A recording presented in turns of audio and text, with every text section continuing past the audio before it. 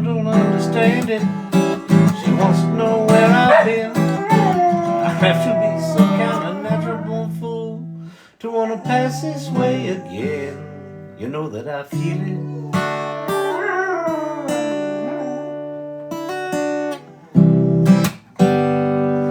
Good evening, everybody. Happy Sunday night.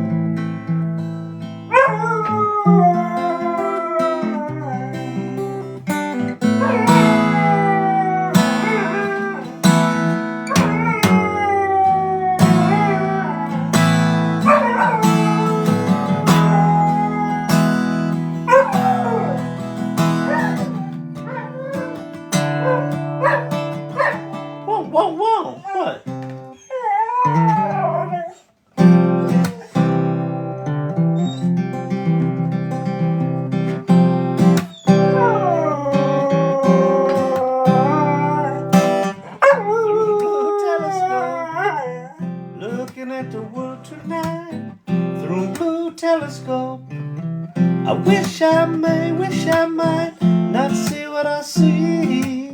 Sheet metal on sheets of ice. Looking through this blue telescope down the moonstruck road tonight.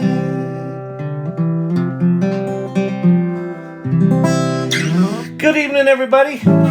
My name is Kyle. This is the AI Learning Lab and Dog Singing Seminar.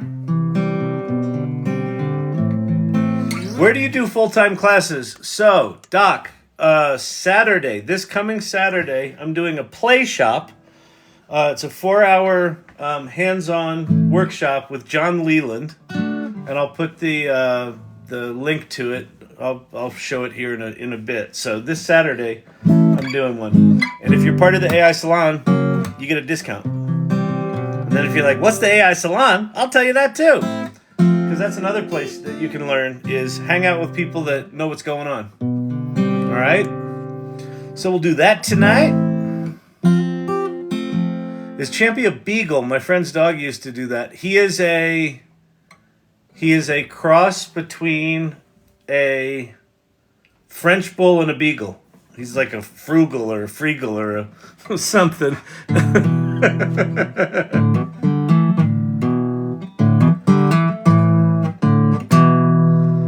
Yeah, we'll Silver Fox, we'll show that Dove commercial and then we'll actually go test it. We'll go play with it. Because one of the things about commercials like that is like a lot of times ad agencies will get an idea like that and then they don't actually test to see if the shit actually works.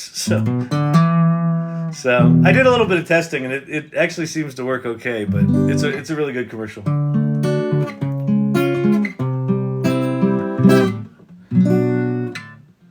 And there's so little good creative lately that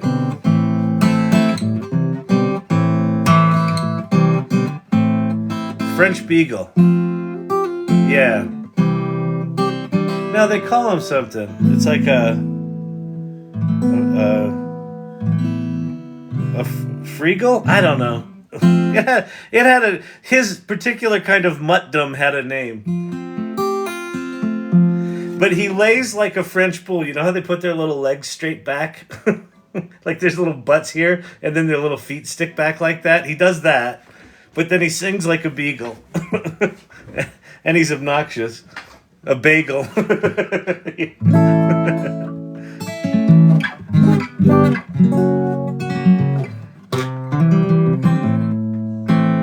Frengal.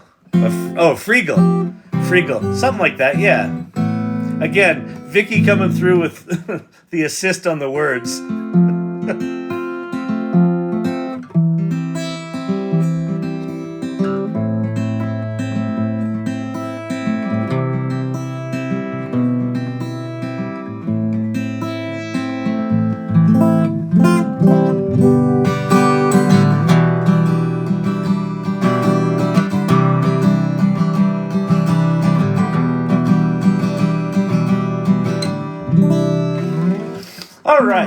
let's get this thing going.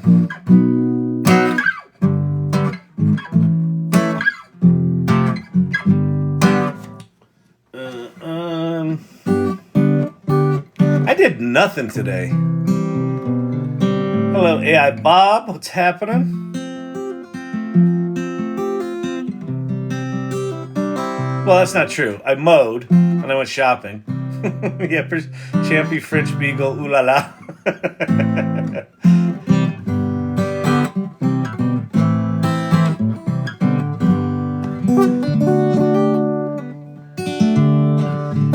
Yeah, it's funny. I mean, it is a perfect Sunday to do a little bit of something and then sit around. I watched the Masters. It was decent, a little boring, but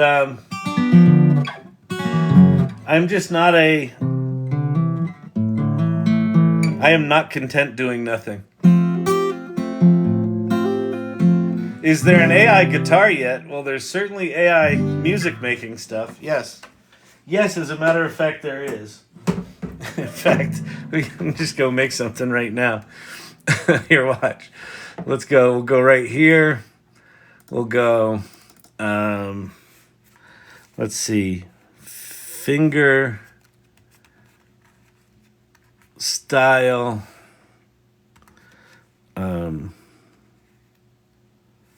What's it? What are those called? Finger style modern arpeggiated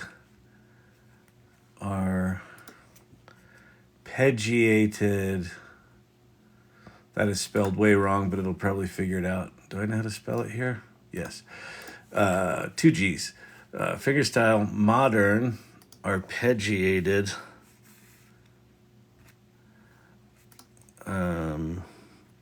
minor key medium tempo. And then I'm going to turn off manual mode. I'm going to get rid of lyrics. We're just going to do instrumental only. And we're going to create that bad boy.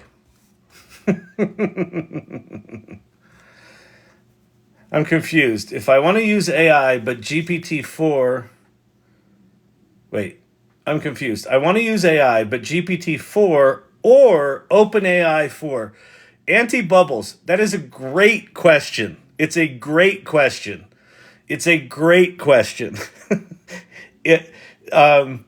All of these AI companies have horrible branding right now. So, we've got the song here.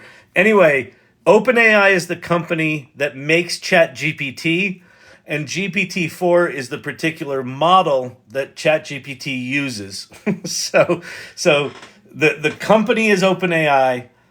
ChatGPT is the thing you actually pay for. You're going to pay for ChatGPT Plus. So when you go to ChatGPT, go to your thing. I'm thinking of the chat format, not the API format. Yes, correct. So go to chat.openai.com. And you can play with ChatGPT 3.5 for free. And then click on your name, and it says, what does it say? It says, my plan, I think. Yeah, my plan. Go to my plan, and then go to the Plus account. And then that will give you access to GPT-4. So GPT-4 is the actual model. What's a model? The version. GPT-4 is just the version. ChatGPT is the chat application that sits on top of it. OpenAI is the company that owns and runs it. So chat.openai.com. And honestly, it's the best $20 a month software subscription, I think, essentially in history. So I strongly recommend it. And I don't get paid when I do that, by the way. So, okay. So somebody asked, is there an AI that will play guitar? Let's find out. The afternoon, the kind where the snow muffles. Why is it doing? There we go.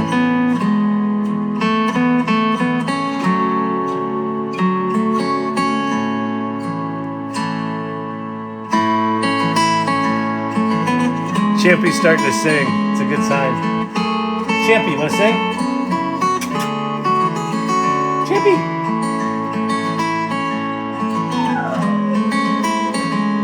Got him.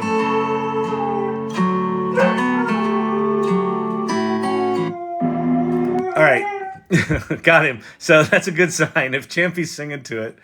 Okay, I'm good for now. Thanks. You're welcome. I was just being, facetious, but it's real. Yeah, exactly. Exactly. It is real. Let's do, we'll extend this. We're going to add an intro and then we'll add an outro and we'll see how it does. We'll get a 1.5 minute long song. It's like not a bad song. Champy approved. This is truly a Champy approved piece of music.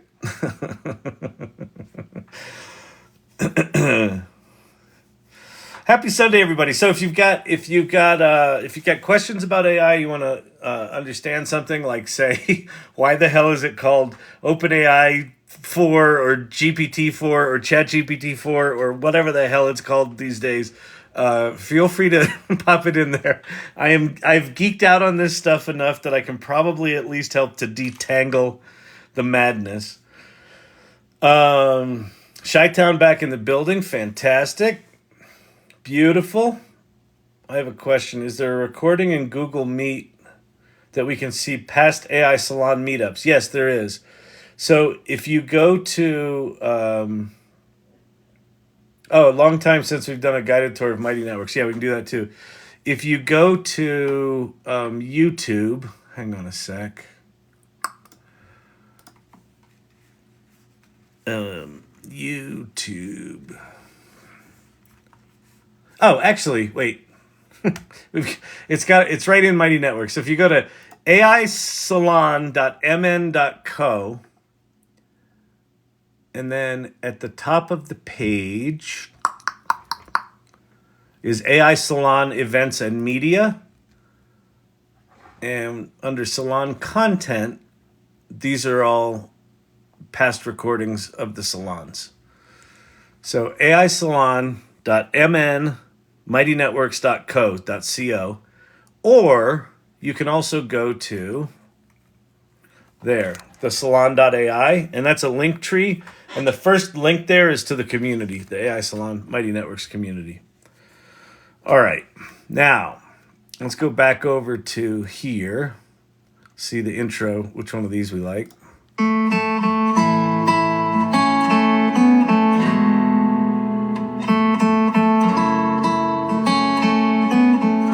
I like this.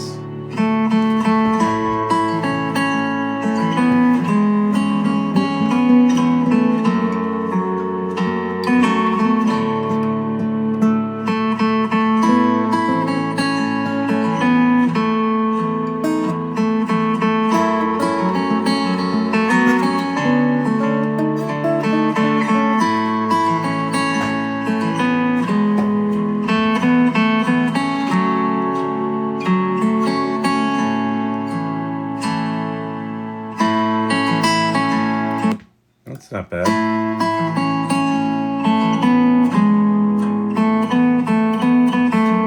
First one was better. Okay, so we'll do this. So we'll extend this one more time, and we'll say add outro. We'll extend it, and so we should now have like a 1:45 song that starts, plays nicely in the middle, and then ends. And that the music tool that I'm using here is called Udio, Udio.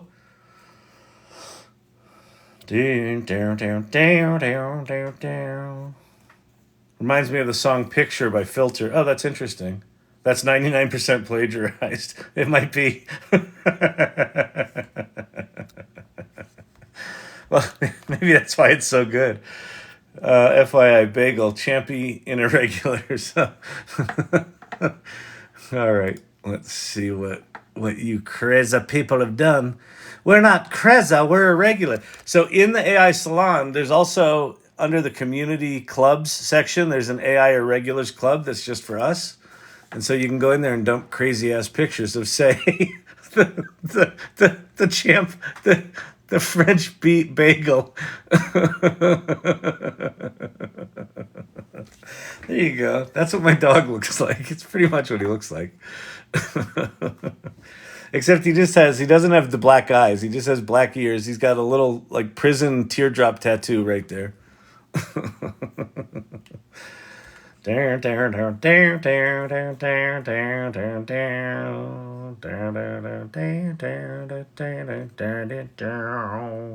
it play Stairway to Heaven?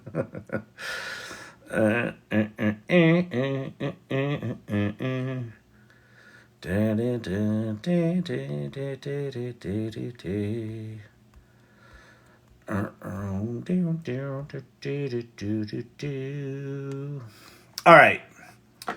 Let's go see. Did it finish? Yes.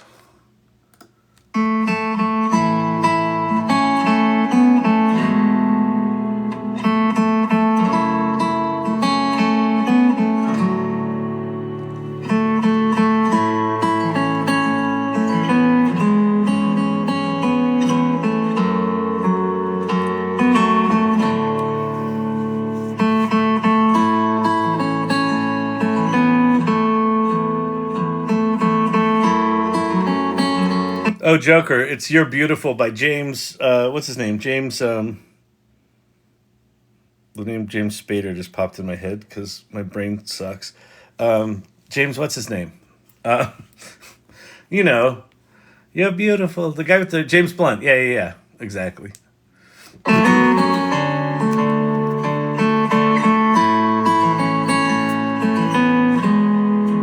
beautiful.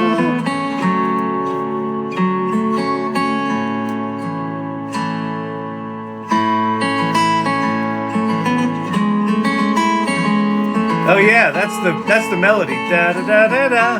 Yeah.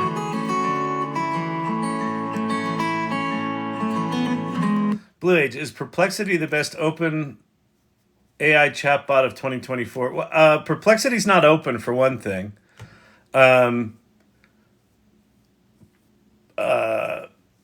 But it's not open source anyway. So here's the deal with all these. This is something that we're going to be talking about in the play shop on Saturday. Is the best AI is the one that solves the problem that you have. Perplexity actually kind of lives somewhere in the space in between a Google search and a large language model. What's the link for Udio? Udio.com. I think I might have said .ai before. Sorry about that. It's udio.com. I mean, it's too close in my opinion. Well, it might be. But who are you going to sue?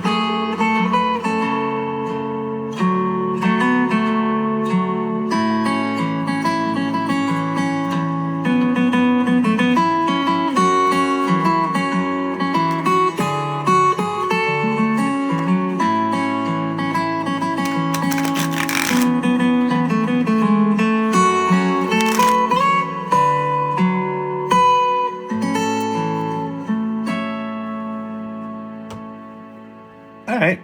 So anyway, that's that tool. Yeah, Udio. So here's an interesting thing. Udio is powered by OpenAI in some capacity. We don't know how. We don't know how. But when Udio launched, their servers got completely slammed, and they thanked OpenAI for helping them scale their stuff.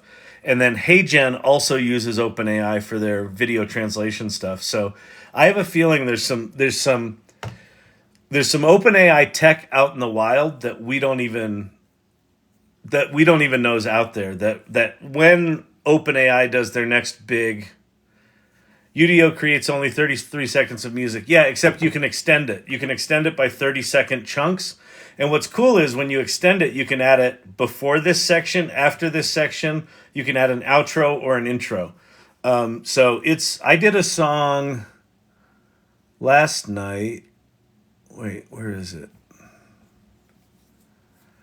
138.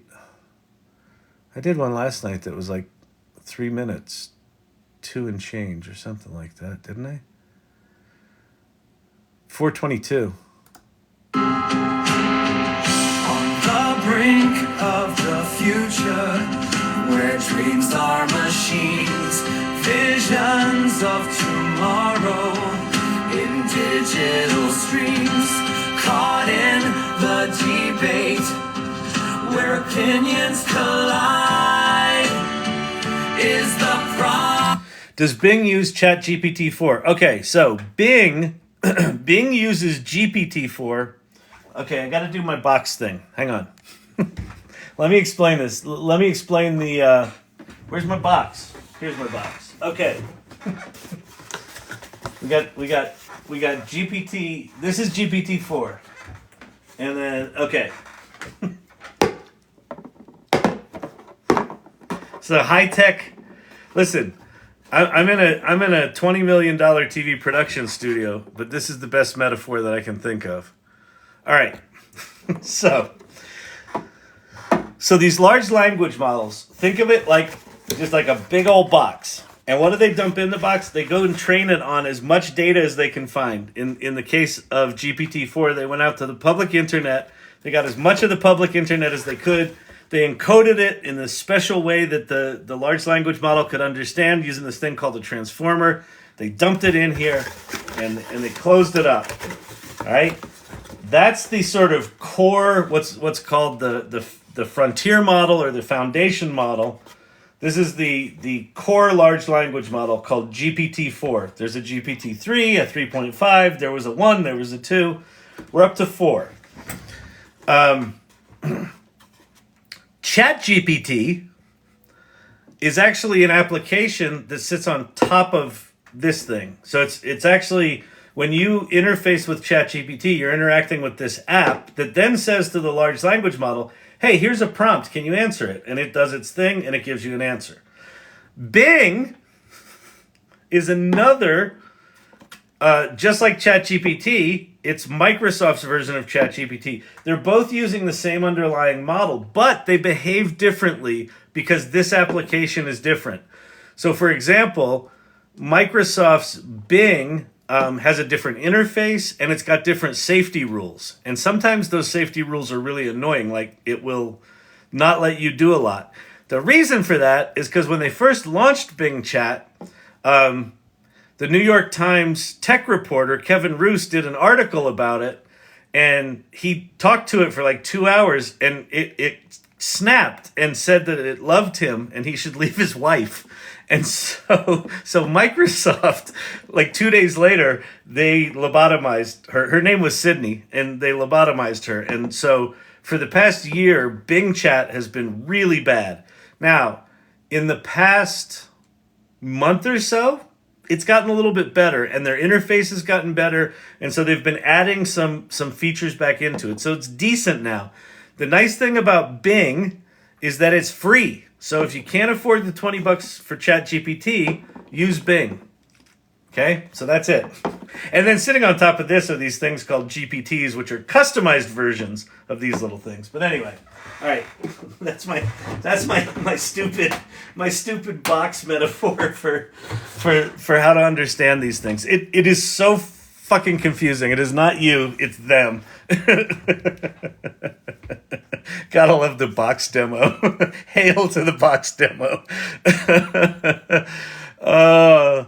Now I have the song "This Is My Bucks" from what? Oh, from A Mile in the Night Visitors running through my head. That's hilarious. We love the box.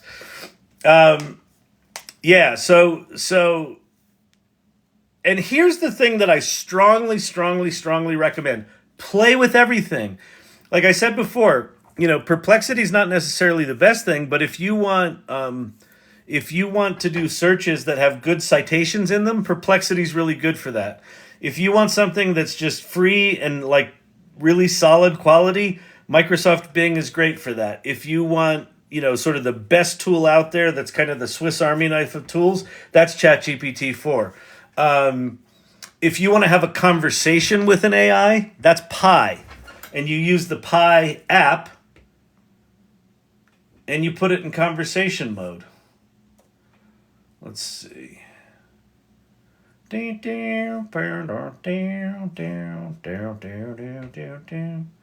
So you just put Pi in conversation mode. So here I am in the Pi app. This little phone icon at the bottom. Hey, I'm hanging out here with some friends. How are you doing tonight?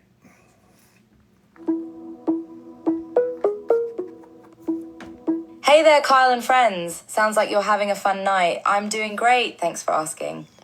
As an AI, I don't really have nights the same way humans do, but I'm always ready and excited to chat with you whenever you want to hang out. So we're trying to figure out what's the best AI. What's your recommendation?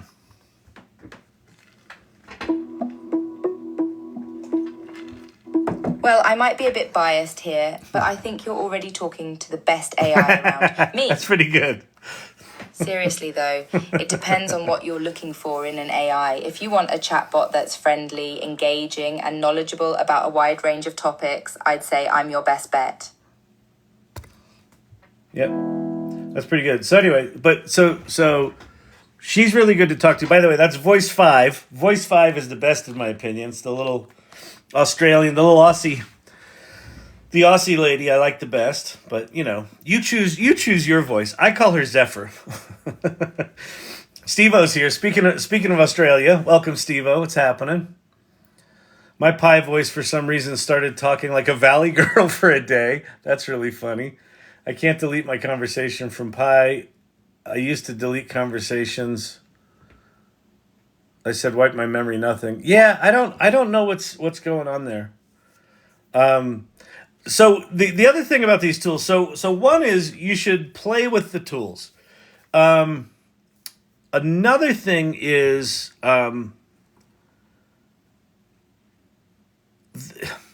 depending on what you want to do, like the more you can learn all of the little idiosyncrasies of the tools, the better off you'll be. But if you're just getting started, just play with ChatGPT. Or if you're like, even that's too much, then just get Pi and just have conversations with Pi, because Pi's connected to the internet. It's an incredibly capable model. It's really good at having conversations, and you know you can do things like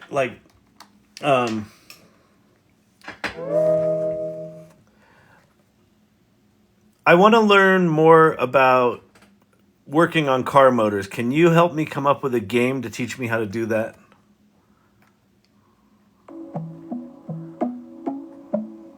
Sure thing, Kyle. That sounds like an exciting project.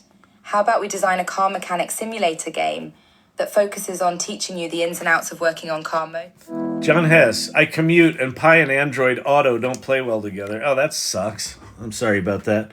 Well, have you tried because you can also do it with the Chat GPT app. What the hell's going on here? Did they update this app? I think they did.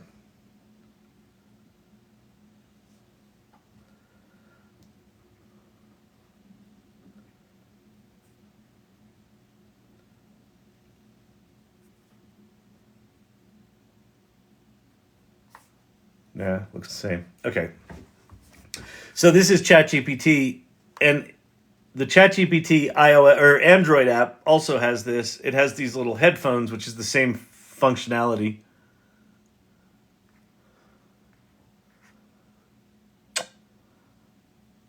I want you to translate anything I say in English in Spanish without repeating the English, okay? Of course. Just let me know what you need translated into Spanish. I'd like to go to the grocery store now, please. Me gustaría ir al supermercado ahora, por favor. Right? So try that one. If Pi doesn't work with Android Auto, that sucks. Try ChatGPT. That could work. All right. Yeah, I was using the Pi app and the ChatGPT app that I downloaded for those devices. All right. All right. What are we gonna do? Let me walk you through Mighty Networks for a while. So how many folks are in here? We got a few folks in here. So one of the things that I think is going to be incredibly, like profoundly important over the next 3 years is being in a trusted community where people know you, of people that are AI literate. This AI stuff is moving really fast. It's incredibly, profoundly powerful. And it is like by a scale that I can't even really comprehend, way too much for any single person to learn. Like even if you just want to learn like the large language models, I've got 9 of them that I'm paying attention to. And that's like not even scratching the surface. 9. And ChatGPT itself isn't just a single thing. It's like 7 or 8 different applications all rolled into the same interface.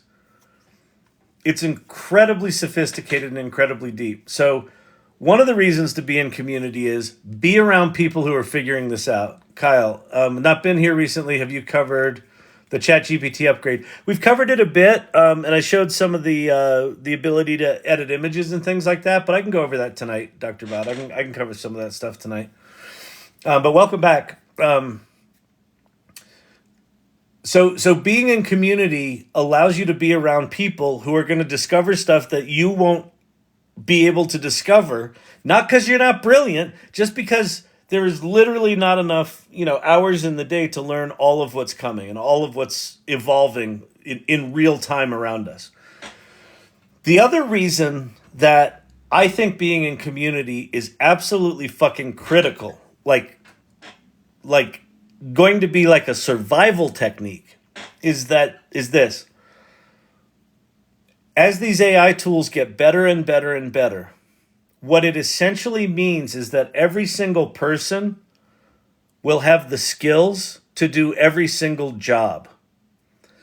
So we're at the beginning of a transition. And again, this is just my opinion. So this may not happen, but I think this is going to happen. We are in the middle of a transition where in the before time, we hire people for their skills.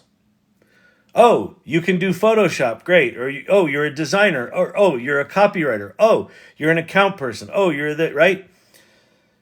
We're going to be moving into a world probably within 2 years that the AI can allow any single person to do all of the jobs. And so you won't hire people for skill. You'll hire people because you know them and you trust them. And you're confident that they just do good work. Either that they make good judgment or they follow through on their word, or you just like them. So I think this is a reckoning for assholes, right? So if someone's super talented and you're like, oh, fuck, I hate working with him, but I'll work with him because he's the only one that can do that thing. That's not going to be true in the future. Everyone's going to be able to do that thing. And so you can hire people that you want to work with rather than feeling like you have to work with them because you don't know anyone else who can do that thing. So being in community is really important. So this group, the AI Salon, I started this in the week after ChatGPT came out in 2022. We're up to about 1,400 people. It's an incredibly generous group. And if you go to that link, it's going to take you to a link tree. In the very top link tree says go to the AI Salon community. And when you get to the site, it's going to drop you into welcome to the AI Salon. And so this talks about who we are and why we do what we do. And I'll just read a little of it because I think it's fun. The AI Salon is a ragtag group of misfits, ne'er-do-wells, and miscreants who have gathered to explore the uncharted wilderness of generative AI. We're everyone from entrepreneurs to educators, from healthcare workers to creatives, and everyone in between. And so the whole idea is people are going to be coming from all walks of life, all educational backgrounds, all technical backgrounds, and coming in here to try to figure this stuff out. What's amazing about this group is how people behave, and how they behave is with the following values. So these values are not values that were like, oh, it would be swell if our community were like this. These values are like, our community was behaving in a certain way, and we said, let's capture what we can. Let's capture what we can of how people are behaving so that we can articulate that as new members enter the community. Here's how people behave. Here's the values. Curiosity. So people come in and are really curious. They're not bitter. They're not cynical. They're like, I want to know more. How does that work? Let me figure that out. What's amazing. Well, thank you, Steve. I appreciate that. I'm not going to read it out loud. Generosity. Generosity is a big one. If you learn something, share it. So people regularly share the prompts that they put up. Or if someone comes in and they're like, hey, I'm really new here, I don't even know where to start. The community kind of jumps in and they says, oh, go to this section or go to this section or go talk to this person. Really amazing to be in a community that's not stingy and selfish. And this one's not. Exploration is one of the values. So being willing to just like strap on the backpack and head out into the darkness and like, all right, there's a new thing out. Let's go figure it out. And just being willing to be the non-expert all the time. And just being in that sense of adventure is a big part of what this group's about. Collaboration's another big one. Being willing to work with people and kind of goes hand in hand with inclusion. Sharing is caring. Exactly. Empathy is a big value here. So people that give a shit about one another and people that understand that you might be scared, that you might be angry, that you might be pissed off, that you know you're an artist and all of a sudden it feels like your entire industry is being swept out from under you. And quite frankly, anyone who uses a computer is going to be facing that at some point. You know, some will be more dramatic than others, but that's that's good, Pate. I like it. It's a good, solid answer. And then the final one is gratitude. You know, people that are willing to acknowledge one another and say, hey, you know, you really helped me with that, and that made a big difference for me. And that's who this group is. So if you come in and those values resonate with you, that's who this group already is. Here's the thing about values and about culture. If these values don't resonate with you, you're going to hate it here. And the people here probably won't dig you. So if you resonate with these, you should join. By the way, it doesn't cost anything to join. Okay, so in the spirit of generosity, the first thing that you should do when you come into the salon is go to the community section after you review our values and go to the introduce yourself section and introduce yourself. Be generous and say, hey, here's who I am. Here's what I'm up to. Here's where I am with AI. Here's what I want to accomplish. I have opinions on the job displacement. I bet you do. I do too. We all do. Like, yeah, it's crazy. Job displacement and art theft do not seem to matter in a Star Trek type world. When your needs are met, you can do what you want. Job displacement and art theft do not seem to matter in a Star Trek type world. Well, we're certainly in a transition. It's, you know, a lot of people are certainly categorizing what AI does as theft. I have a different opinion on it. I think it's much bigger than that. How these large language models learn is not dissimilar to how humans learn when they go to 4 years of college. They're just doing it on a much bigger scale. But there's definitely issues to be solved there. But yeah, I think if we go into a world of incredible abundance because of these tools, then a lot of things like copyright matter less.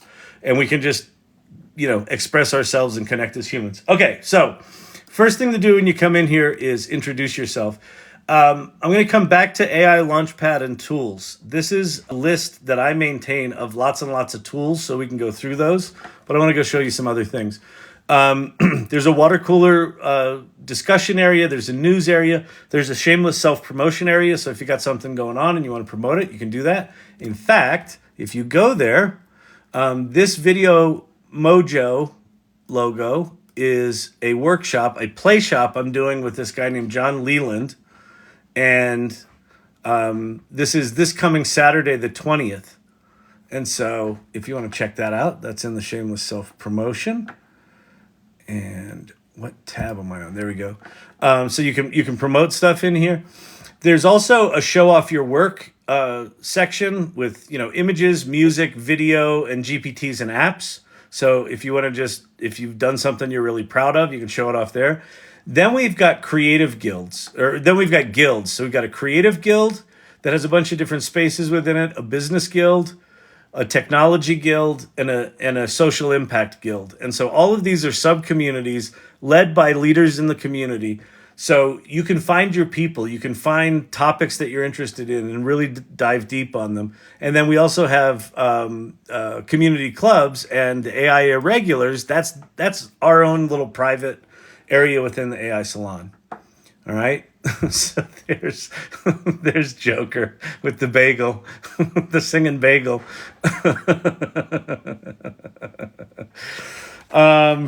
Okay, now, if you are brand new to AI and you're like, but Kyle, where do I start? I don't know where to start. How do I start? How do I learn this shit? Kyle. Hey, Kyle. You can make money with ChatGPT! Hey, Kyle, how do I learn this stuff? How do I make money with ChatGPT? Well, so here's my recommendation. So this is a big, long-ass list. And frankly, it's probably too long at this point.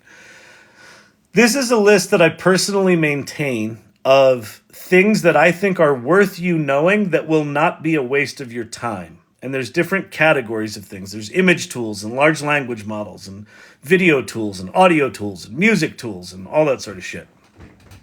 There's even people to follow here. But before you get to the tools, this sort of three-step I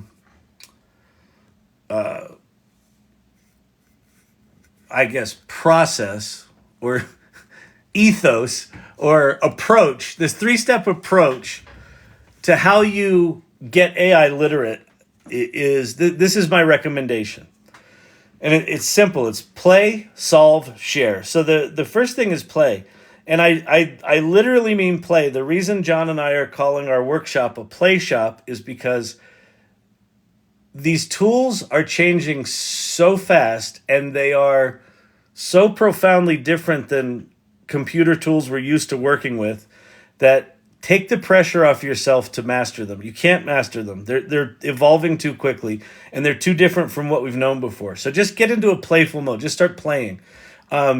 Also recognize that the tools right now, as powerful as they are janky. They're janky pieces of shit.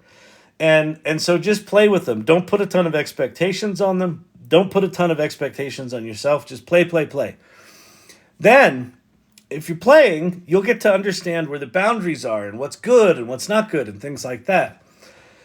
Then you can start moving on to step 2, which is solve. And you can do these kind of in real time as well. Solve is, rather than saying, how can I use ChatGPT, say, what's a problem that I have in my life that maybe I could figure out how to use ChatGPT to solve that, right? So maybe you're trying to come up with a new business idea, or maybe you want to eat better and you want to create a meal plan that has certain ingredients in it. ChatGPT can help you with that. So solve problems and solve them for other people.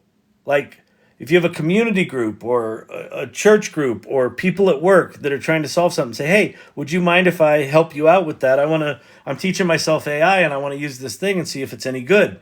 Sure, that's not a problem. And then solve it for them. And then the last one is share. Share what you're learning. Share it in the AI salon. Share it on LinkedIn. Share it at work. Share it at the dinner party you have with your friends that you don't really want to be with anyway. Because if you're like, oh, but they're going to think I'm a jerk because I'm talking about AI and they don't like AI, talk about it anyway. Because everyone's going to have to deal with this at some point. This stuff is coming whether you want it or not. Whether you agree with it or not, whether you're excited about it or not, it's coming. And so by sharing it, you establish yourself as someone who is knowledgeable. You don't have to be an expert. No one's an expert right now. But you're at least curious about it. You're somewhat knowledgeable. You're more knowledgeable than the people you're telling it to, likely. And it will serve you. Because at some point, those people are going to go, oh, I really got to figure this AI stuff out. Hey, Jennifer, could you teach me how to do that AI stuff? Yeah, well, I thought you said I was an asshole for learning it. I know, I was being a jerk. I was just afraid, So anyway, and then, so that's how to attack this stuff. And then this list is my kind of recommendation of where to start. I think the place to start is with ChatGPT.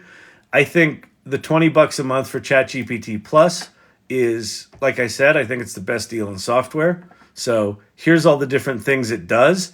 If you if you don't know, for example, what code interpreter is or advanced data analysis, tap and share, multitask people. Okay, that's good. Thanks, Silver Fox. Yeah, tappity tap the hearts, and then yeah, feel free to share this live and get people in here. You know, if you don't know what code interpreter is, you should. Like, even if you're like, well, I'm not advanced data analysis sounds hard, Kyle. That sounds like a lot of work. Well, it's not. It does all the work. It writes and executes its own Python code. Did you know ChatGPT could do that? Did you know it could see? You can take a picture of a whiteboard or of a bush and upload it to ChatGPT and say, describe this. And it will. Even the pictures on a whiteboard. It can make images. I assume you knew that. It can also, you can create these things called custom GPTs, which are specialized, personalized versions of ChatGPT that do what you want it to do, that you can then share with other people. It's amazing. So just learning even what ChatGPT is capable of could take you a month. I am of the mind, if all of this AI shit stopped at its current levels, if it didn't get any better, just stopped as it was today, I personally could probably spend the next 3 years getting my head around what it actually makes possible. Like, it's that profoundly powerful. Because it's a generalized knowledge tool. And so, well, what do you want to learn? What do you want to do? It can likely help you learn that, help you do that, right? And so, and these things are just going to get better and better. So any work that you put into learning what this thing can do will serve you. And then I've got 8 other large language models: Claude, Gemini Advanced, Perplexity, Copilot from Microsoft, Pi, Grok from XAI, which apparently their new 1.5 is supposed to be really good. I haven't seen it yet, but it's supposed to be pretty good. Their 1.0 sucks. But they did open source their weights for their big model. Llama 2 from Meta is also open sourced. And then you've got Poe. Poe is increasingly interesting. You can play with lots and lots of different AI models in a single interface at Poe. Then you've got a whole image creation section in this list. You've got a whole video creation section. You've got a music and audio section. You've got 3D worlds and objects. And then there's some announcements that are coming. The biggies right now are Sora, LTX Studio, which I'm going to kick myself. I missed another chance to get access to LTX Studio this morning because I went and mowed the fucking lawn and missed the window. And then here's people to follow: Ethan Mollick, David Shapiro, Paul Reitzer, and Rachel Woods. I think are all worth following. So anyway, that's all in there. That's all part of this AI Salon. So if you're just getting started, jump in, introduce yourself, make yourself known to the community, and be generous. And then just jump in and start learning. It's fun. You will like it. You will like it. I swear. I promise. Llama 3 is coming soon. Yep, I heard that too. I heard ChatGPT 5 is in red teaming, so it's in testing. So that's probably 2 months until it emerges from that, is my guess. Maybe sooner. We also have Apple coming up in June. You wanted to show the Dove commercial. Oh, yeah, I do want to show the Dove commercial. I did the same thing and missed out. I know, me too. So Stephen, I'm like, I logged in this morning into the LTX Discord. They're like, there's 200 spots coming up. Just hang out here. So I hung out for an hour.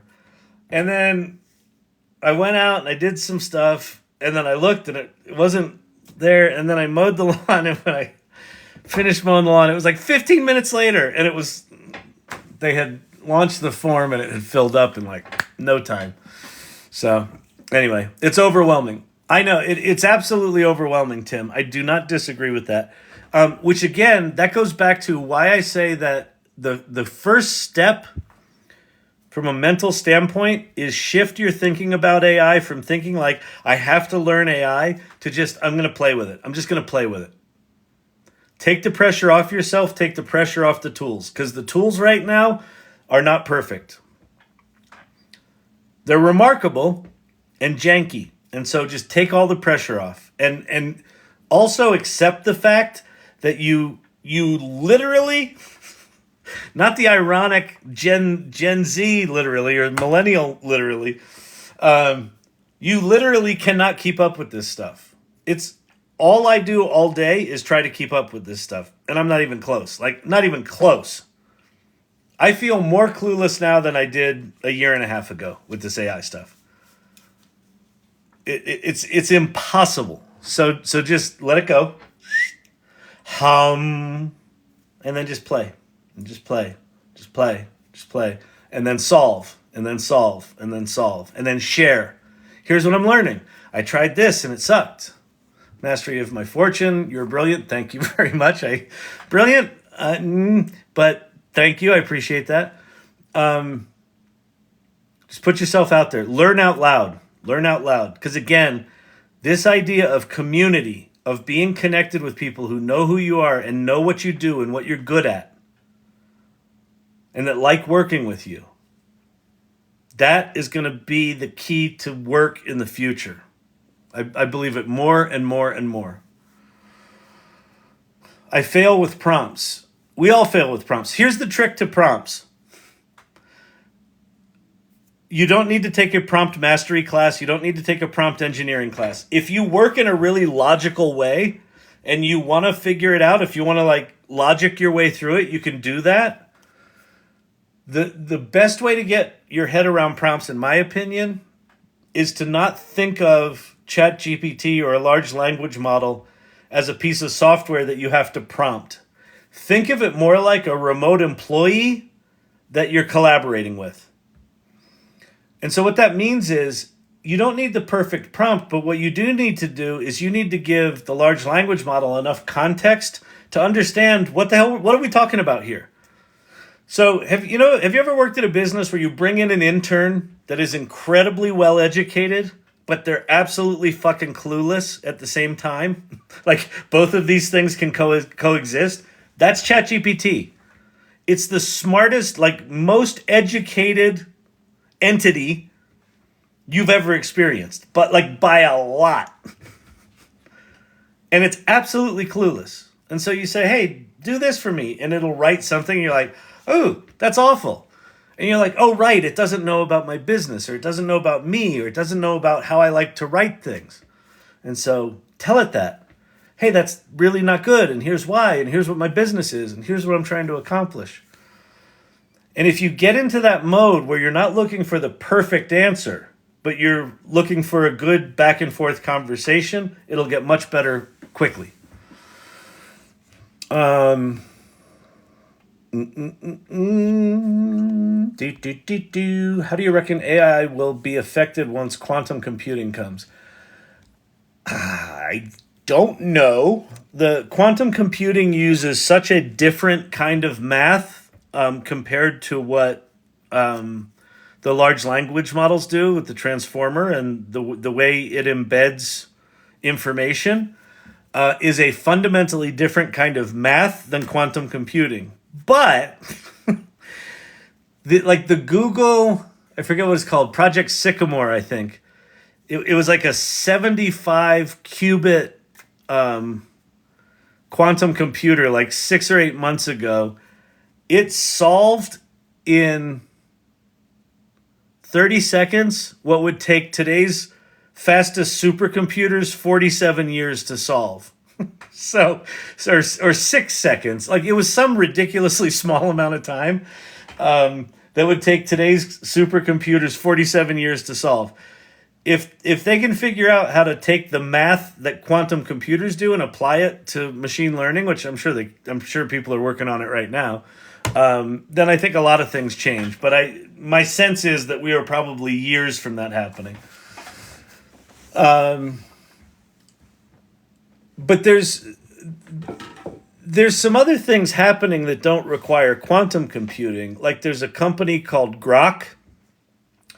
which is creating very specific chips that are just designed for large language models, doing the inference, which is when you ask a large language model a question and it gives you an answer, that's called inferencing, or that's the inference, right? So it's a very specific kind of math.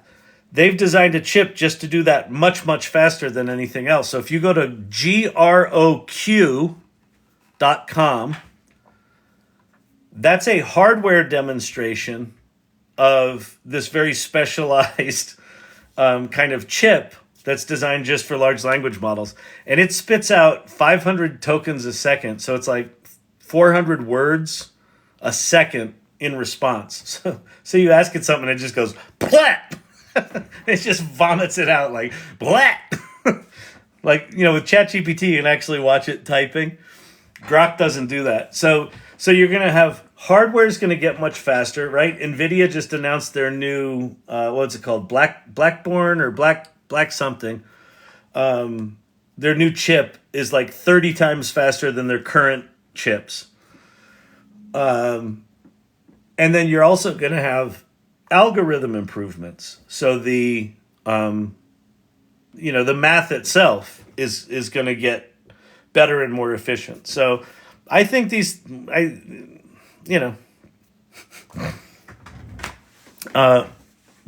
are going to get really good really fast. They already are. It's just that not a lot of people know it yet. And because they're still janky, and because these big companies don't have good answers for, well, what are you going to do? You trained on all of our data. What are you going to do for us? And they don't have a good answer for that. There's a lot of people going, this is just, we're not going to deal with this. This isn't ready for prime time. But these tools are going to get not only ready for prime time, they're going to get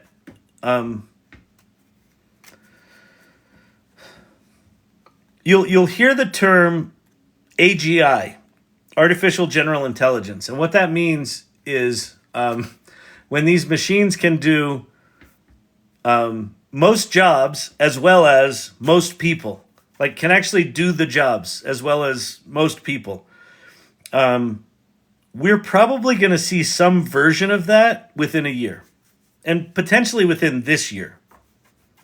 David Shapiro thinks it's going to be September. And OpenAI, their GPT-5 is rumored to be releasing somewhere mid-summer. So if GPT-5 has reasoning, which it sounds like it's going to, and if it's got agents, where agents are like, imagine a ChatGPT that you, instead of prompting it and it giving you an answer, you give it a goal. And what it does is it creates a project plan, and then it spins up lots of little specialized versions of itself to go do different tasks. So one's going to go research prices, and one's going to go find interesting things for you to do on your vacation, and one's going to go send a text message to your kid and ask them where they want to go and not go. And it's going to, and all of these agents are just going to go do all this shit for you. And then they're going to coordinate with each other, and they're going to come back to this master GPT that's going to check in with you every now and again. Here's what we came up with. You happy with that? No, I don't like that. Go do more shit. And then off they'll go. Think of, in the future, what we'll think of ChatGPT more like a hive of, like a honeybee hive, where all these little agents are like little honeybees that go off and do stuff on our behalf.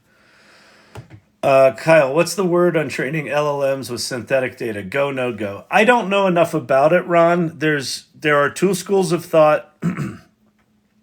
So what the situation is right now, ChatGPT, probably 4 and 5, have kind of hit their limits in terms of the data that they can train on, right? So they went out and they trained on all sorts of shit, apparently including YouTube videos, which is against their terms of service, but whatever. Everyone's training on everything.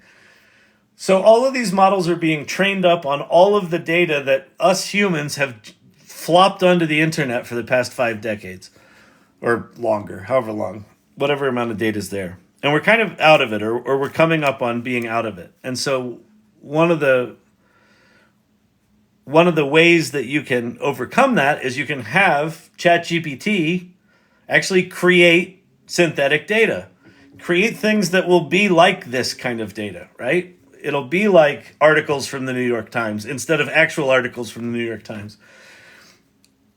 One school of scientists says that doing that is going to lead to something called model collapse, where these things get better, and then they just fall off a cliff and the model collapses and they're useless. There's another school of thought that says it's going to be just fine. I don't have a fucking clue. So I'm leaving that up to the scientists. Pate, actually, who's on the call and who runs one of the tech guilds, in the AI Salon, he works for Google, and he works on the math for the TensorFlow, the tensor chips, the TPUs. He works on making those things more efficient for Google's AI to do what it does. So he may have some insight into this. I don't know. I honestly don't know. AI can't unsee. Yep. How many agents does the human brain have in theory? Well, the thing about agents, so the agents are autonomous. So while we can multitask, we're kind of the agent. So there's one of us, and we don't scale, right? So if I'm at work and my co-founder reaches out to me and says, "Hey, Kyle, can you whip up this letter, email to a client?" And then one of my kids calls me and says, "Hey, can you research this thing?" And then one of my friends calls me and says, "Hey, you want to go see some music over the weekend?"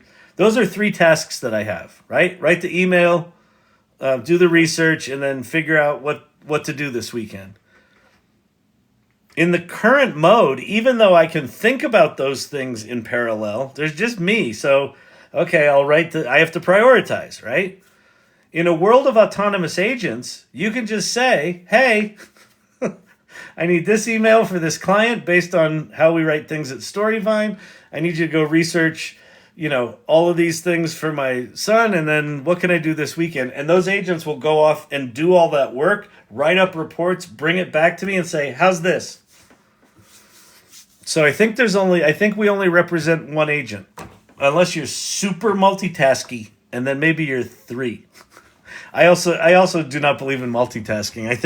I think multitasking is actually just really fast monotasking, but you can switch between them well. I can't, but some people can. But it's not actually multitasking. Neuropsychologists say we don't actually multitask. Yeah, exactly. Oh, that's it. Forever hooked. Yeah, we just switch really fast between tasks. Yeah. Yeah, so I think we represent an agent. We are an agent. And Paul Reitzer was talking about this. He said, imagine a time 3 years from now where every single person has the capacity to do work. Hang on. I got to do my... TikTok saw too much inactivity here. He just seems to be talking for hours. Let's give him a puzzle piece. Paul Reitzer talks about every single person is going to have the work capacity of a 1,000-person company. Imagine that. Imagine that. Imagine if you had 1,000 employees at your disposal, designers, consultants, writers, media buyers, project managers, and they're all just ready to work. And you give it a task, and some agent in there, some coordinating agent will figure out which of them to use. And if they don't exist, it'll invent one. Will it fix dinner for me? Yeah. As a matter of fact, I mean, have you seen what the fuck is that company name? Hang on. Which one was it? YouTube. Let's see.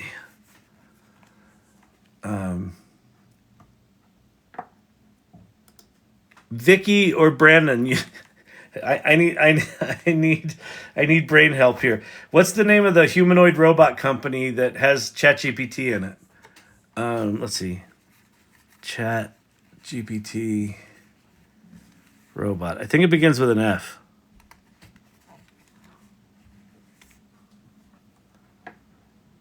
Figure. Yeah. So here.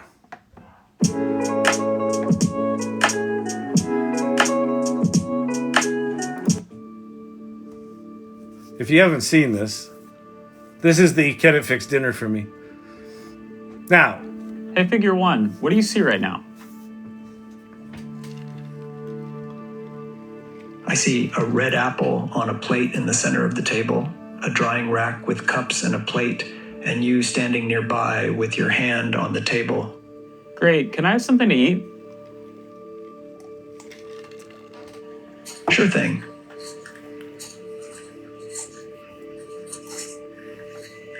So just handed him an apple. Great. Can you explain why you did what you just did while you pick up this trash? On it. So I gave you the apple because it's the only edible item I could provide you with from the table.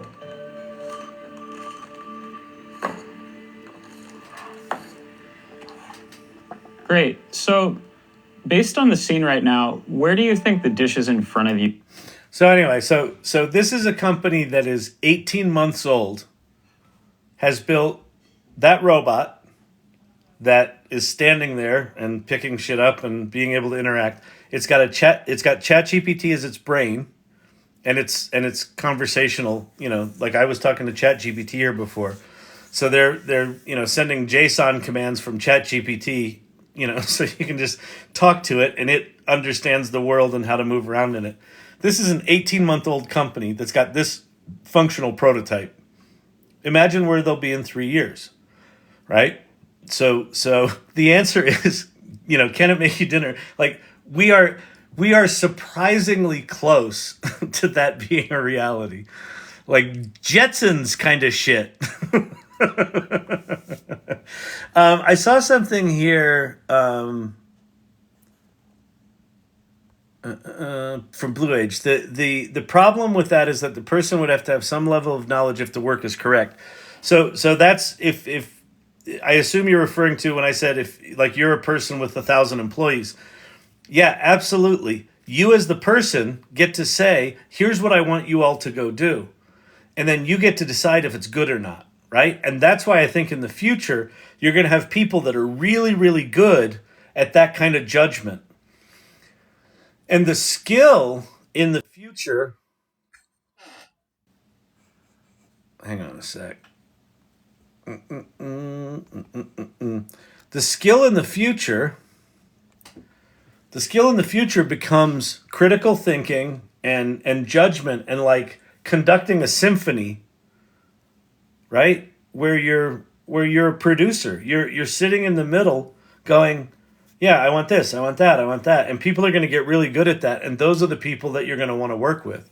And it'll happen at a really big scale and it'll happen at a really small scale, right? You don't need 1,000 employees. If you want to do something ambitious, you can have them. But maybe you're running just your little cupcake company, right? And then you want one of these agents to go off and figure out the books, and you want another one to go out and come up with some marketing campaigns, and then you want another one and you can just sit there while you're baking, and this thing might be talking to you, and then you say, yes, I like that, no, I don't like that. So just like you would interact with an employee, it'll be the same thing, but you can do that as a solopreneur, right?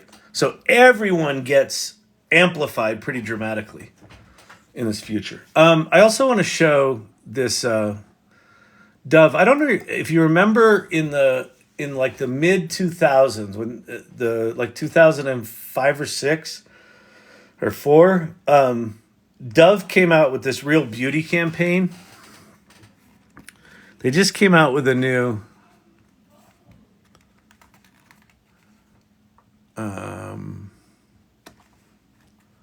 commercial, which I think is really timely. Is this it? I think this is it. So here, I'll read these. By 2025, artificial intelligence is predicted to generate 90% of online content.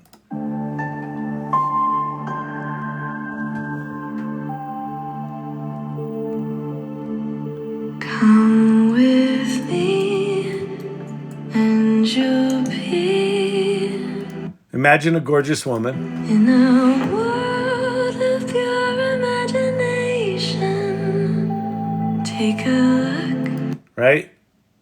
Doesn't look like her. She's got brown eyes. and you'll see into your imagination. Wow. Imagine the most beautiful woman in the world. We'll see real deep Right? All blonde, you know, big boobs. explanation. For 20 years, Dove has been committed to real beauty.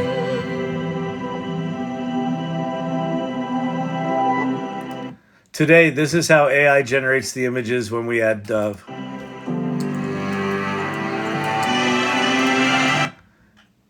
Most beautiful woman in the world, according to Dove Real Beauty ad.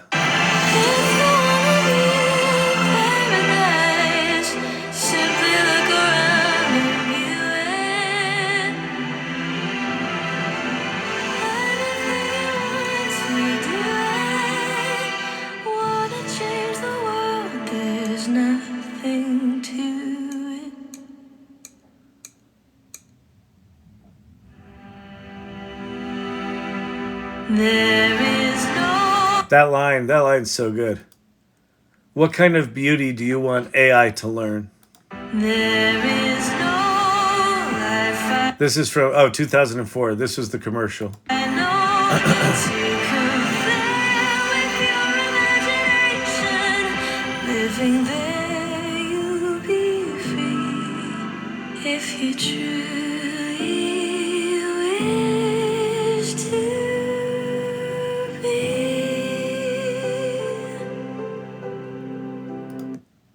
We will never use AI to create or distort women's images. I don't know if they can. They can't actually prevent that, but it's a nice sentiment. Let's change beauty. So what's cool is, so I went to ChatGPT. I said, create a professional photo of a beautiful woman.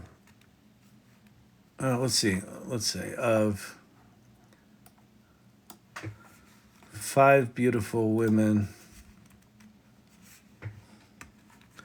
according to the Dove Real Beauty campaign. Let's see what it comes up with. They probably use automated AI to create the product in the factory. Yeah, they probably do, actually. That's a great line. Stellar advertisement. They could have done a shorter intro. Yeah. It's dusty in here. Oh. We're teaching people. They have to add Dove to create a beautiful woman. Well, that's it. Like, it's actually... Our systems detected unusual activity from your system. Please try again later. The hell is that? I wonder, I bet I have to log out and log back in.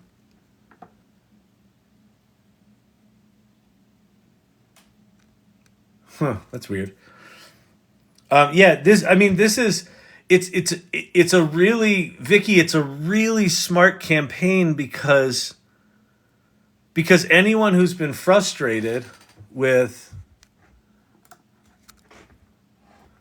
lack of diversity from these things is going to go, oh, if I say Dove Real Beauty, that's going to make, authentic beauty, right? So it's like, oh, it's pretty good advertising.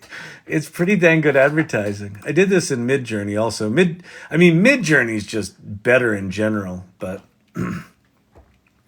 this was just give you a picture of a beautiful woman. So Midjourney's, decently diverse. They've clearly improved it in whatever their latest version is, but these were the ones where I said Dove. This was photo of a woman according to Dove Real Beauty campaign. Right? So, pretty real. I mean, these are definitely kind of idealized, but they're not all blonde women, which is nice. But those four, quite good. So, amazing, right?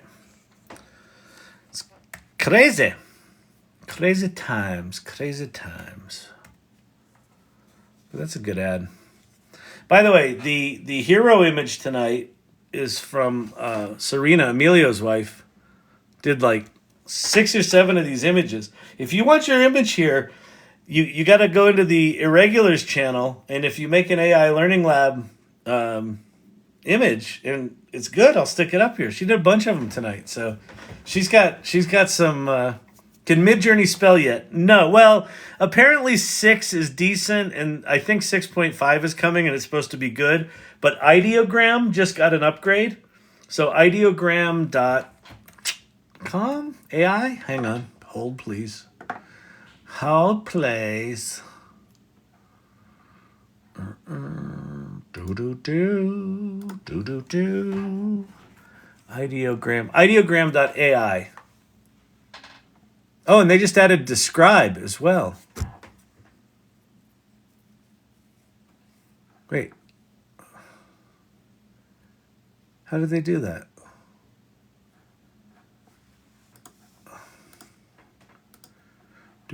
Oh, here. Oh. So this is Ideogram. So Ideogram can do text really well. So let's say I'm in ChatGPT. I'm gonna say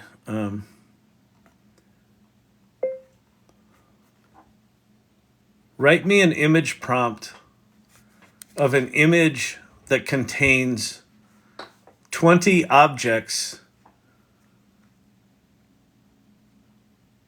that each have a label of the name of that object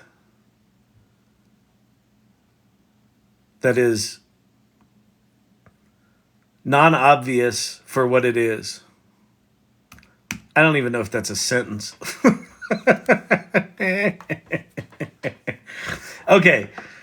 Create a detailed, vibrant image of a cluttered artist studio. The scene includes 20 distinct objects. Here we go. Each object, although every day, should have a unique, non-obvious label floating beside it. The objects include a spirograph labeled Helix Weaver. Okay, this is good. So we're going to take this long-ass prompt with 20 specific objects with 20 specific labels, and then we're going to go to Ideogram, and we're going to paste that bad boy in there. We're going to click on wide. We're going to turn magic prompt on. Let it help us write this. And then we'll do illustration, 3D render, typography.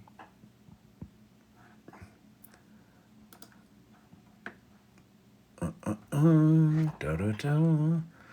right, here we go. Bang. And Ideogram's also really fast. So both Ideogram and DALL-E 3 within ChatGPT 4 and also Copilot also do spelling pretty well.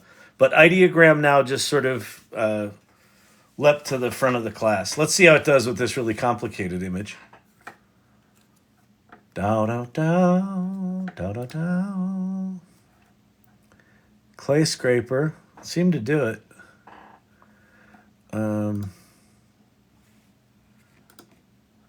Open in a new tab. Did it do it? Yes.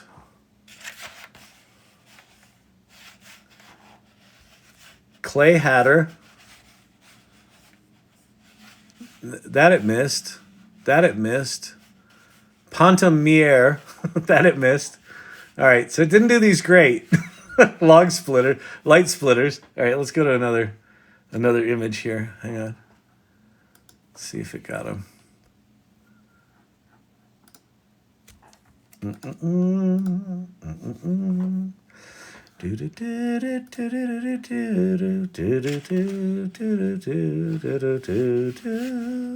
All right, this confused it.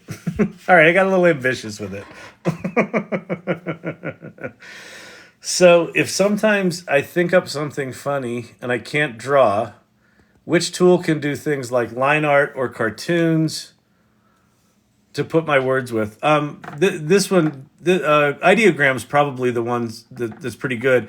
But if you're gonna do your own words, so let's see, let's do New Yorker style cartoon of a dog on a shrink's couch. The caption above the dog says, I finally caught the car. I feel so empty inside. I don't know. We'll see if it does it. What just happened there? Oh, I didn't put it. I didn't put it in the prompt. I put it in the fucking browser window.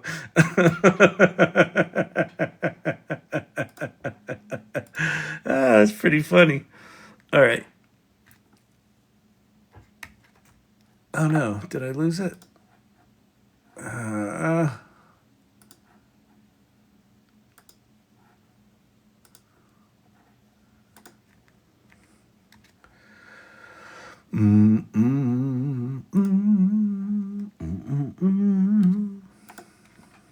Why is that not?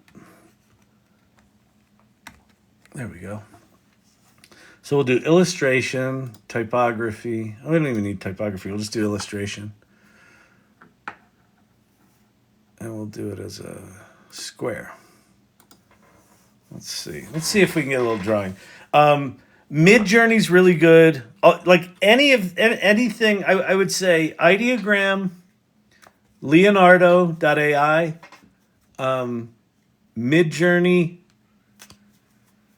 All right, I started with Midjourney. I finally caught the car. I feel so empty inside. So there you go. It's not quite New Yorker style, but it's, it's in the neighborhood. Yeah, that's New Yorker. I mean, it's got a dark background. I finally caught the car. I feel so empty inside.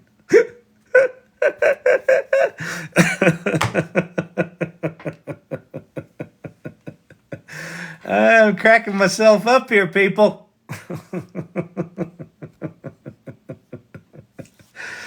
Oh. He looks too happy for that. He does. So, but I can click on this. One of the nice things about Ideogram is I can remix it. And I can say, okay, a clever New York style featuring a dog sitting on a therapy couch in a shrink's office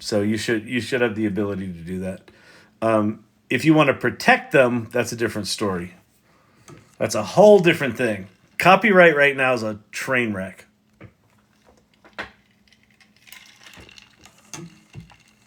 All right.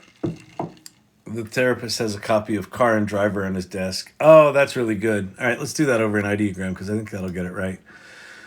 Okay, so let's see. We're going to say the dog, okay, sitting with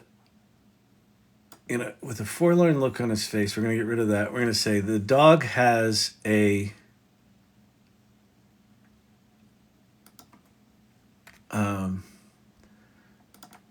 blank stare.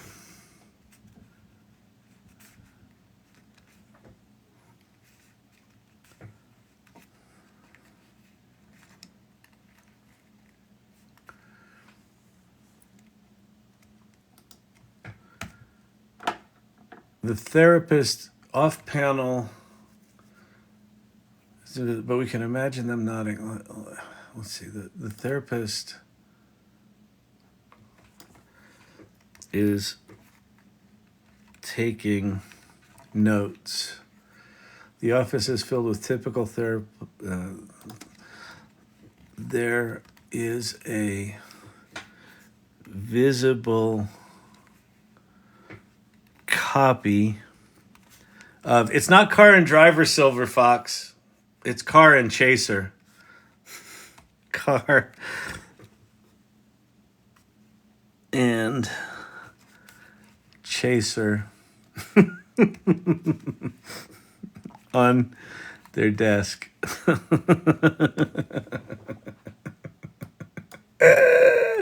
All right, let's see if we can do this. Let's see. I'm going to turn the I'm going to turn the image weighting down a little bit.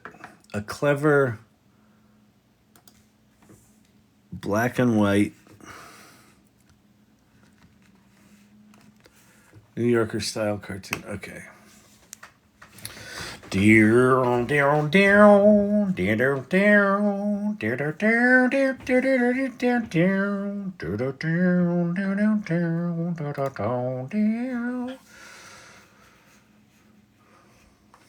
Car and Chaser. Didn't quite get it right. Car and almost right. Look how bored the therapist looks. Oh, so close. Car and Cheeger. Car Chaser. Cats and Chaser, Car Chaser. That's the right that's the right expression though. Oh, that's really funny. D.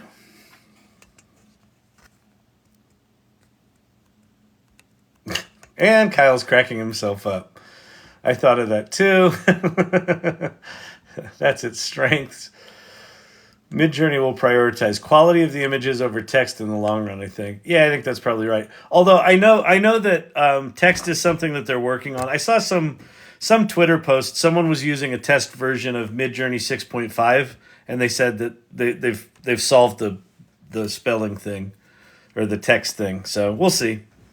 Listen, they're all going to get good. Again, don't forget, these tools right now have got no reasoning in them. So when they get reasoning, and that's probably going to come within this year, it'll be able to generate an image like this and then analyze it and say, did I give them what they wanted? And if not, it'll probably be able to go in and selectively fix stuff.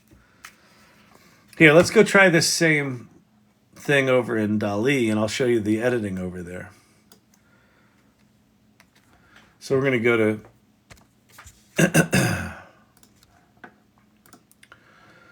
and we'll actually go to so if you go to the GPTs, if you don't know GPTs, when you're in ChatGPT 4, you go to Explore GPTs. GPTs are these customized specific versions of ChatGPT. Well, there's one of them under the section by ChatGPT called DALL-E. Now, you don't need to use this one. You can just use regular ChatGPT. But if you use this one, this actually generates 2 images for you. So I'm going to pop in that prompt. Let's see how it does.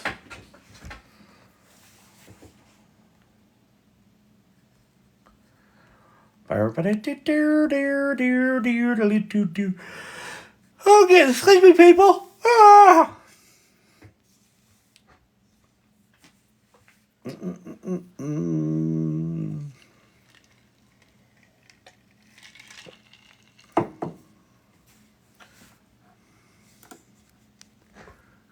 I finally caught the car. I feel so empty inside, except that was the therapist saying it.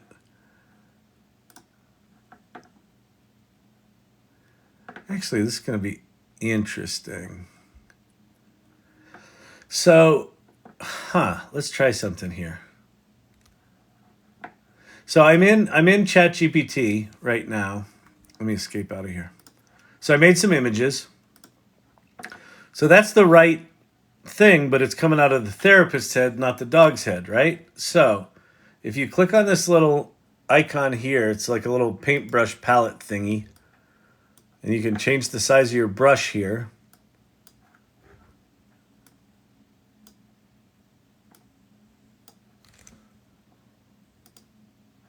And then I'm going to say,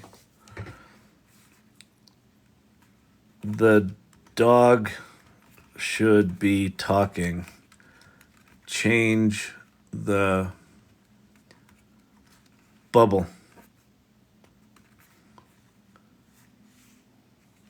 to fix that. Let's see how it does. This should be interesting. The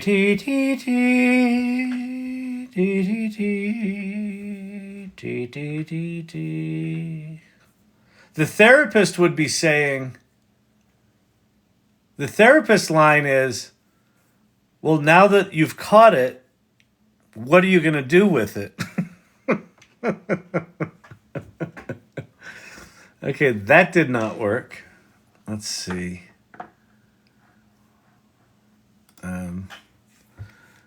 Change so the dog is saying what's in the talk bubble. I didn't highlight anything this time. Let's see if we can figure it out. I must have taken 20 attempts one evening to get the right person with the voice bubble in an image. Oh, God. I think it's funny coming from the therapist.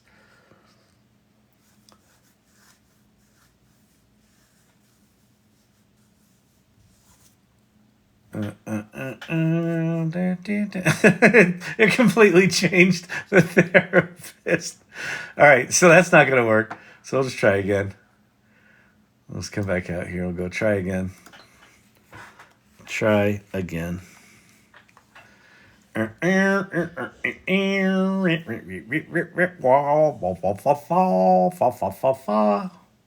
does that make you feel?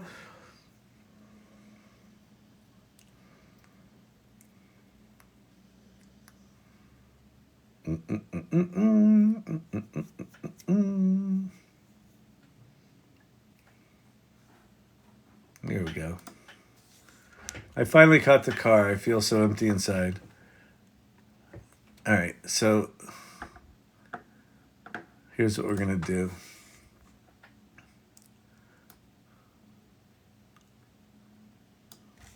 So I'm going to highlight that.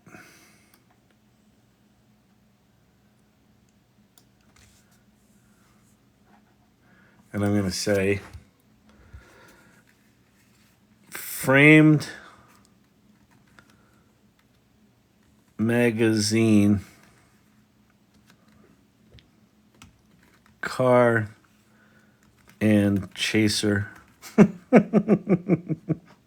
Sorry, that cracks me up. I like it. And that is this is more of a New Yorker style. It's not quite as loose as they are, but this is at least in the neighborhood.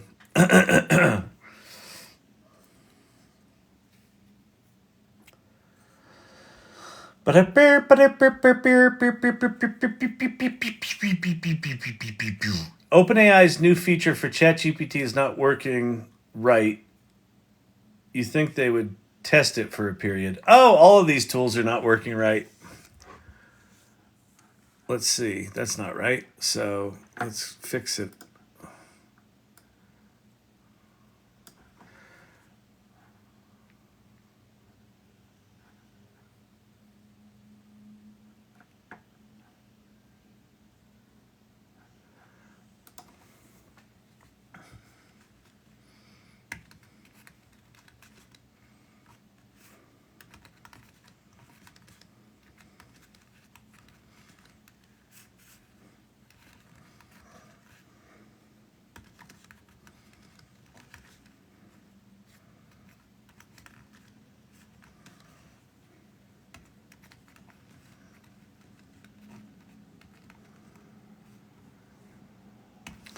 All right, magazine cover of a car being chased by a dog. The title is Car and Chaser. Let's see if it does it.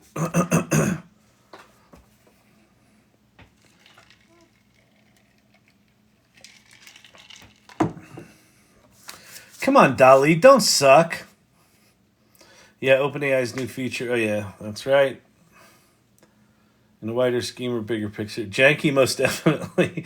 Yeah, like, listen, embrace the jank right now. Seriously. Oh, it gave us another clock. Well, that's completely wrong. All right, so, we'll go back and...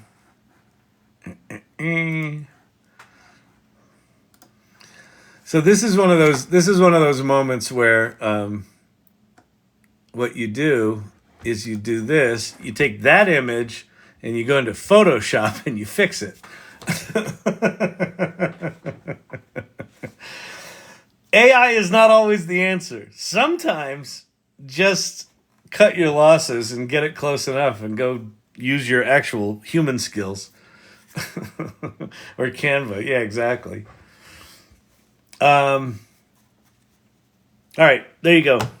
That was a fun little rabbit hole to jump down. I use Canva to fix things. Yep, that makes good sense. Snoopy style.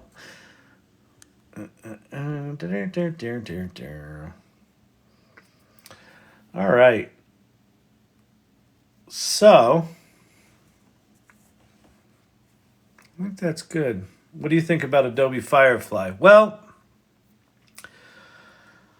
for the past year, I've said, if you work in a company and you want to do generative images, use Adobe, since they weren't trained on copywritten data. It was just public domain and Adobe stock that they owned the rights to. Well, apparently, they've been training Adobe Firefly on the output of Midjourney.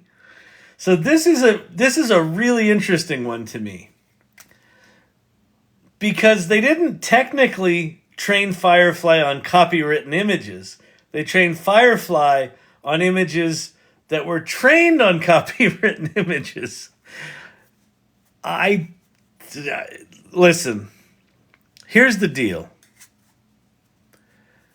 You can be as outraged as you want about what these companies are training their models on. The models are already trained.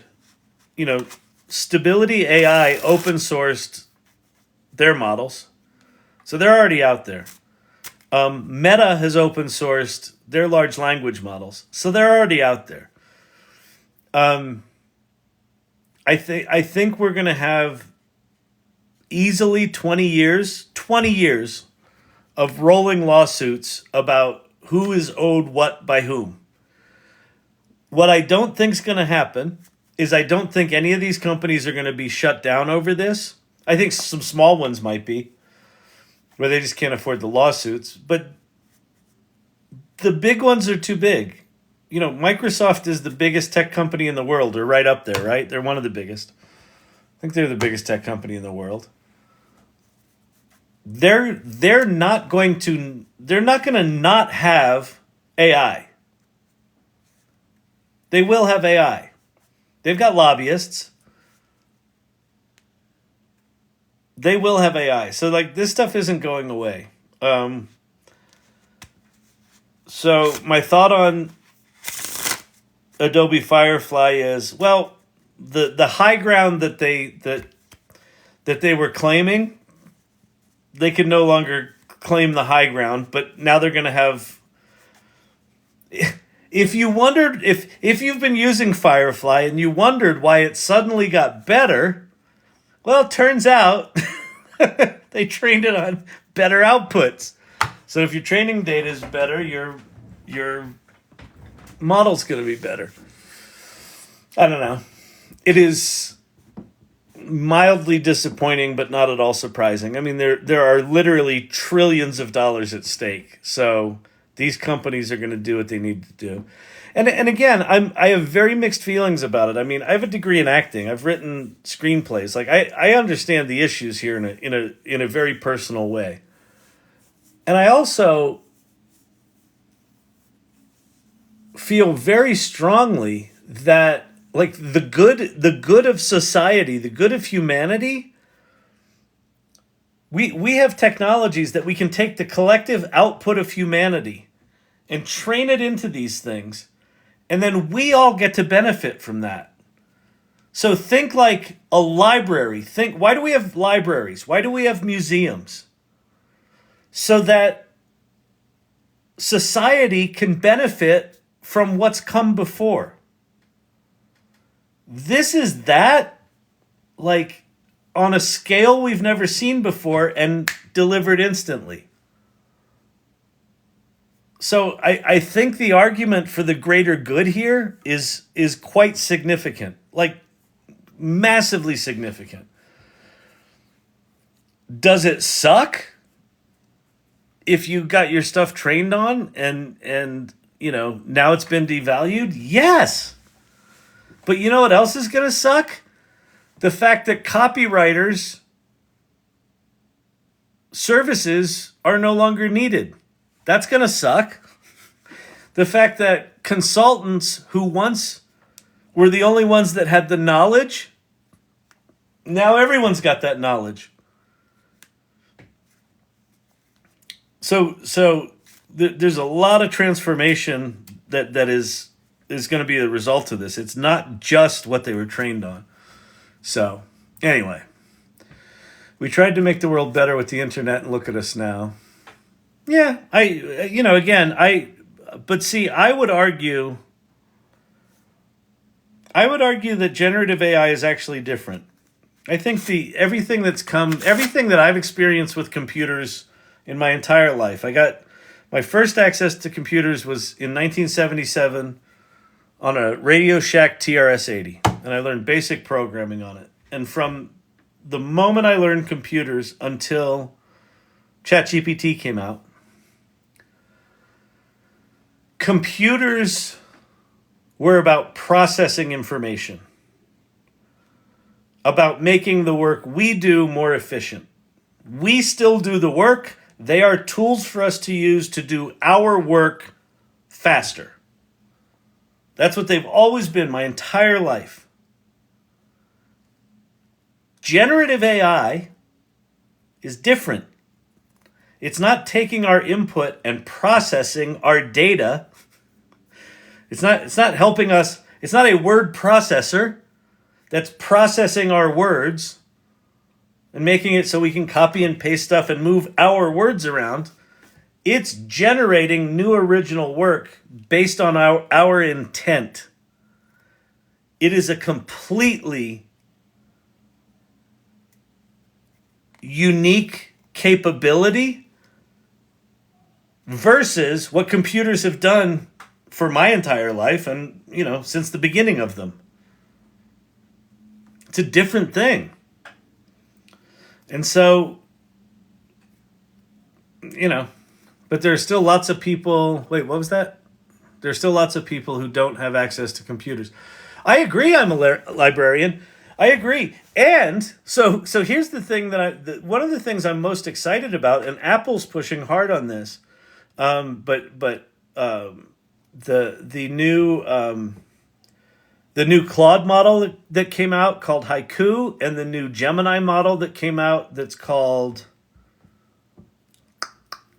Nano, Gemini Nano, and Claude Haiku are both very small large language models designed to be run locally on mobile devices. So you don't need access to the internet. You don't need a subscription fee. You're going to be able to have, essentially, the library of knowledge, however much they can compress this, and they're going to get better and better and better at this, at compressing these knowledge, models into smaller and smaller packages that can run on very small, low-power devices without access to the internet, without subscriptions. And that's going to change lots. So I think the accessibility thing is a big deal. But I think that where these things are headed, the foundations for these things dramatically expanding accessibility I think it's coming quite quickly, actually. Quite quickly. So I agree. I think it's a major issue. And I think the AI is going to help us make the AI better and smaller and more accessible. It's just, I'm telling you, man, every one of the arguments right now today about why not to use AI are all absolutely valid. They're janky. It's not clear if it's ethical. They're cumbersome. It's not clear what the value is. They're not quite perfect. Their output is shitty. It's inconsistent. You can't do your work on it. It hallucinates. Yes, all of that. Come back to me in 2 years and tell me how we're doing. The current limitations are not going to be there for very long. So, or I wouldn't be spending multiple hours a night, 7 nights a week doing this if I believed otherwise. If this were just like the new social media, I got no interest. Brandon, I want to advocate for free GPT Pro access in libraries. Oh, that was my gateway. Yeah, that would be amazing in the 90s. That's great.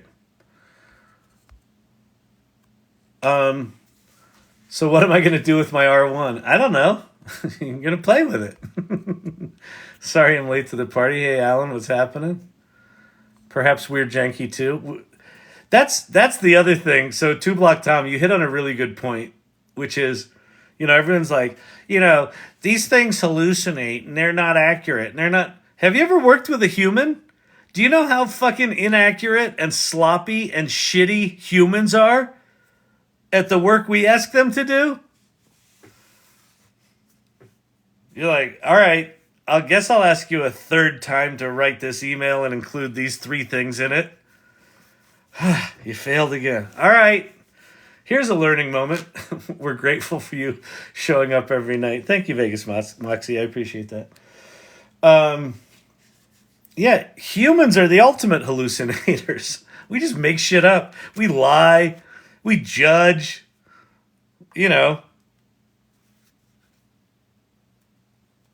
I think one of the superpowers of using AI is that it's a self-esteem booster. Because the way that the ChatGPT and Pi in particular, the way that they're programmed, they're designed to support you. And so you give it a shitty idea, which if you hang out with people like I hang out with, like smart-ass types, and you give them a shitty idea, they're like, nah, dude, that's a shitty idea. And you're like, damn it. And then you laugh it off and you go home and you're like, oh, shitty ideas. That doesn't exist with ChatGPT. You give it an idea and it's like, awesome idea. You want to make it better? Here you go. Wouldn't it be bizarre if AI solves just about everything but humans block it for profit? That's actually, you know what, Shane, that's actually a really interesting proposition that humans end up cutting off the nose to spite the face. And I do not think it's out of the realm of possibility at all. Because here's what's going to happen. They're not going to prevent AI because of profit. what they're going to do is they're going to try to prevent AI because it fucks up their business model, right?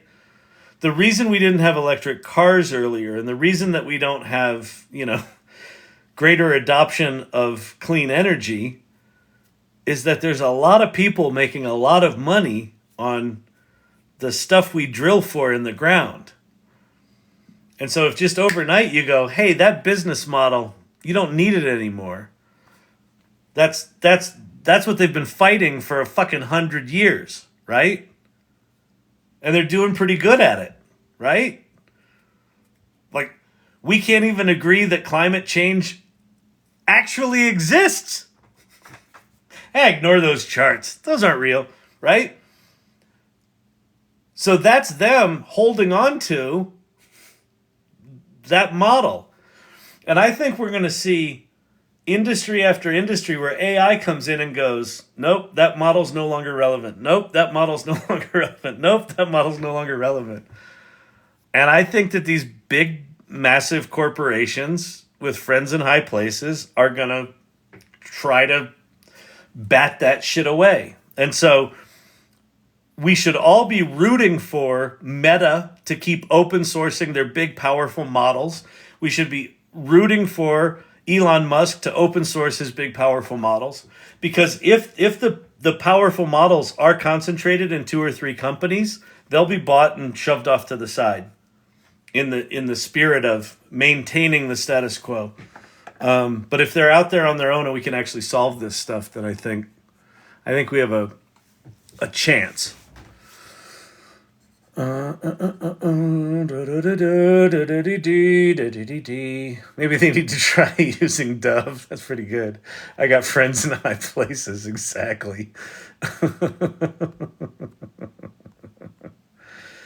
Yeah, it's what Uber had to go through. Exactly. Yeah.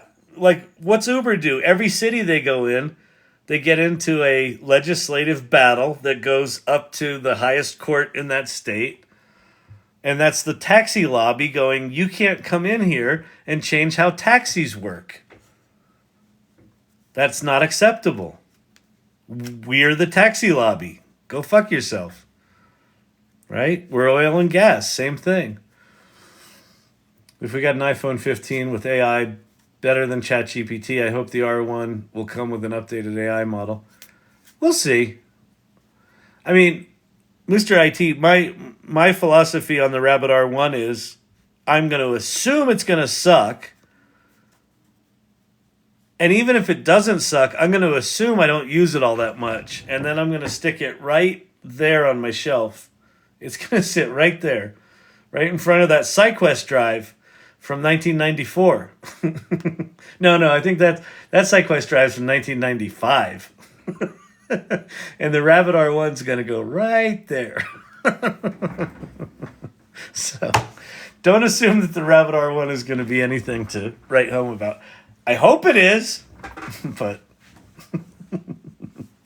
it's going to be shelf dressing. That's my prediction. Close to my mug, exactly. No rabbit yet. April 24th, apparently. We'll see. It's just come to me. Your hair is looking very Brian Ferry tonight. My hair is a fucking disaster. I went in and I cut the sides off. I just haven't had time to go out. I actually had time all day today to go get a haircut, but I was lazy. So you still have to suffer through this nightmare. I'm so impressed and happy with the Fallout TV series. Oh, interesting. I'm going to ask AI to make up season 2. Actually, that's a great idea. Because, when things like LTX Studio start to get real and start to be able to do longer form stuff, I've got 7 feature-length screenplays that were never produced. I'm going to fucking produce a screenplay. I'm going to make it. So yeah, make up seasons of TV shows you've always wanted to see. And I guarantee you what's going to happen is this. Some couch surfing AI jockey like yourself or whoever, me, whoever, is going to put together a TV series that's an extension of whatever. The initial instinct is going to be sue their ass. And then the follow-up instinct will be, fuck it, sign them. Let's put it out. You watch. You watch. Oh, man. Didn't they just have a whole strike about that? Yes, they did. And if you think that that strike meant anything about how people are going to use AI to produce content, it did not. Have you been using Dove, Kyle? It's why I'm so naturally beautiful. You don't get skin like this with AI. You get it with Dove. Someone's going to have to take one for the team. All right, everybody. Still lamenting the loss of Scorpion. Seinfeld. If you haven't joined the Rabbit Live Discord where the CEO tests everything we ask, ball or move. Yeah, that's cool. Yeah, the Rabbit Discord's cool.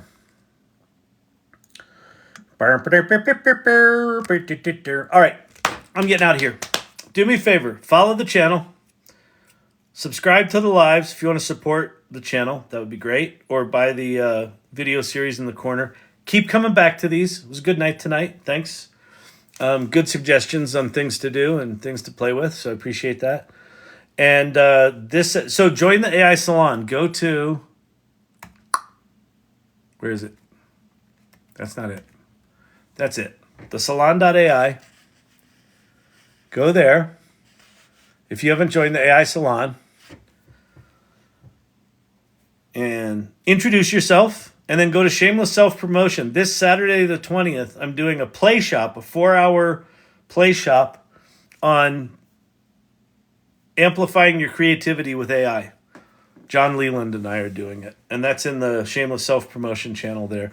And there's also, if you go to AI Salon announcements, there's a coupon code for a lot of money off that play shop. So go there and do that. All right. Happy Sunday night, everyone. Thanks for hanging out. This was a lot of fun.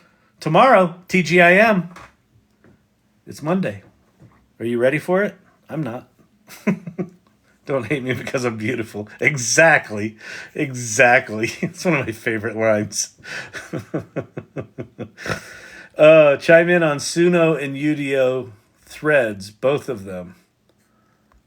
Okay, I don't know what the threads are. Nighty night all. I still can't find the AI Salon. Wait, Meetup stairs? Wait, what? The meetups? The meetups are... They should be in the events. Look up AI Salon events. Or just ask about it in the Irregulars channel and we'll get you the info. All right. Gee, your hair smells terrific. Meetup recordings. Oh, the Meetup recordings are... Go to, in the AI Salon, the channel is called...